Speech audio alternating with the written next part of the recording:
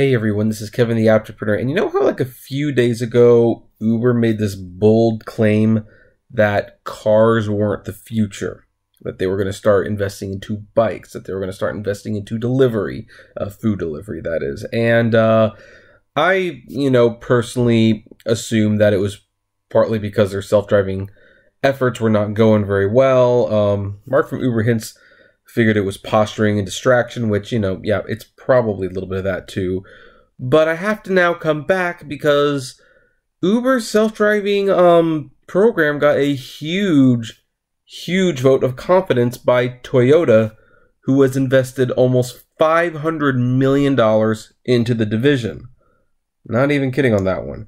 So according to the Wall Street Journal, Toyota Motor Corp is investing about $500 million in Uber Technologies as part of an agreement by the companies to work jointly on autonomous vehicles aimed at improving safety and lowering transportation costs. Toyota's investment values Uber at about $72 billion, so I guess by investing $500 million into it, that raises the value by $7 billion. I don't know how it works either, folks. Slightly higher than where SoftBank Group Corp valued the ride-hailing company earlier this year with its funding, according to people familiar with the matter. Under terms of the tie-up, Uber will integrate self-driving technology into Toyota Sienna minivans for use in Uber's ride-hailing network, the company said. The vehicles could be owned and operated by third-party fleet managers, they added. So that's interesting. So they're going to put the technology in the Siennas. They don't make it clear whether that's going to be sold to the public, but apparently third-party managers could buy those cars and run their own fleet using Uber technology. I'm sure there's a plan. I'm sure they're going to have a great sales pitch. That's what Uber has always been, but how interesting. Okay, Uber has been seeking ways to lower development costs and losses in its autonomous vehicle unit following a fatal crash involving one of its cars earlier this year in Arizona. Last year, the Uber division spent about $750 million on self-driving car development before making cuts this year, according to people familiar with the matter. That's going to be important. In recent months, Uber has closed its Arizona autonomous vehicle operations and laid off about 400 test drivers, some of whom it will rehire after undergoing new training. If they haven't moved on by then, I assume. Uber has also taken its self-driving vehicles off the roads in San Francisco Bay Area, Pittsburgh, and Toronto while investigators look into the circumstances of the Arizona crash. For ride-sharing concerns like Uber and Lyft Inc., autonomous vehicles could cut their biggest expense, paying human drivers. But they could also charge more, and that would also equally solve their problem. Why don't want to do this? I'll never figure it out. For automakers such as Toyota, the potential self-driving cars to power car-sharing services represents a major challenge in an industry dominated by individual car ownership. Toyota's investment is reminiscent of General Motors' $500 million bet on Lyft in early 2016 as part of a plan to jointly develop autonomous vehicles, and we don't hear a lot about that either. That deal marked the first time a major... Okay, well, anyway, we know that.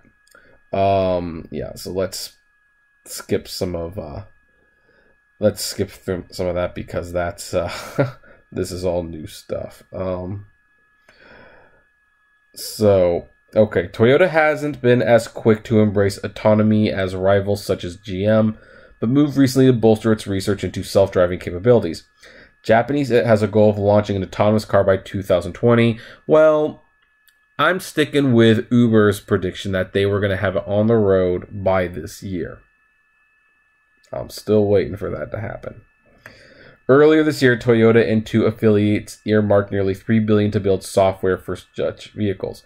Toyota in June said it would invest $1 billion in Southeast Asia's ride-hailing company Grab Inc., valuing the startup at $10 billion. Uber had already sold its Southeast Asia business to Grab in exchange for shares to end a costly fight for market share. Toyota's Uber investment indicates how serious it has become about autonomous vehicles, said Glenn DeVos, chief technology at automotive software supplier Aptiv plc. It clearly shows they recognize that they've got to do something a bit different from the traditional model where you do everything in-house with your established partners. So anyway, then the article goes on to, talk more and more about the losses. And so here's the thing. This honestly surprised me a little bit. I didn't think anyone would be willing to do business with Uber in this department anytime in the near future, much less Toyota. So I tip my beanie off to you, Dara Karashahi. You are a very shrewd businessman. Very shrewd. And yet, this will not fix their problems.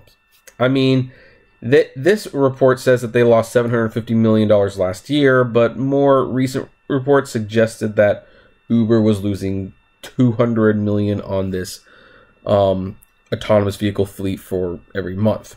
Now, $500 million definitely slows the trick a little bit, but does it get them out of the black hole? No.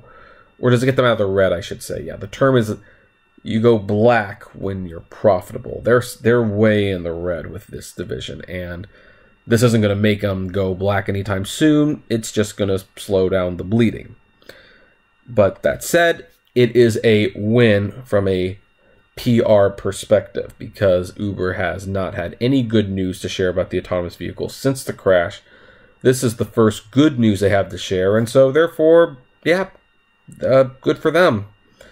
Good for them. We're not going to see these cars on the road by 2020, and even with Toyota backing up, I still think there's going to be a lot of hesitation to let Uber's cars on the road again. However, with Toyota working with them now and funding them, that will definitely shorten the window to when we will see them back on the road. Originally, I was thinking 5 years before we saw them back on the road. This might shorten that to 2. So that's definitely good for them. But otherwise, yeah, it's the same thing we hear. Every year we go through this, the cars are always 2 years away. That's not going to change for a long time. And the drivers are still going to be super valuable to the company, and yet the company will pretend like that's not the case. So I guess not a whole lot has changed, really, except, again, this is a very interesting development. I didn't think Toyota would do it, and good for Uber, I guess. But anyway, what do you folks think? Do you think this is going to save Uber's cars? Do you think it's not? I would love to know. So comment below, like, favorite, share, subscribe. If you enjoy my videos, consider becoming a Patreon member. It's totally optional, but even as little as $1 a month goes a long way to helping the channel run smoothly. As always, flame responsibly. Have a good one.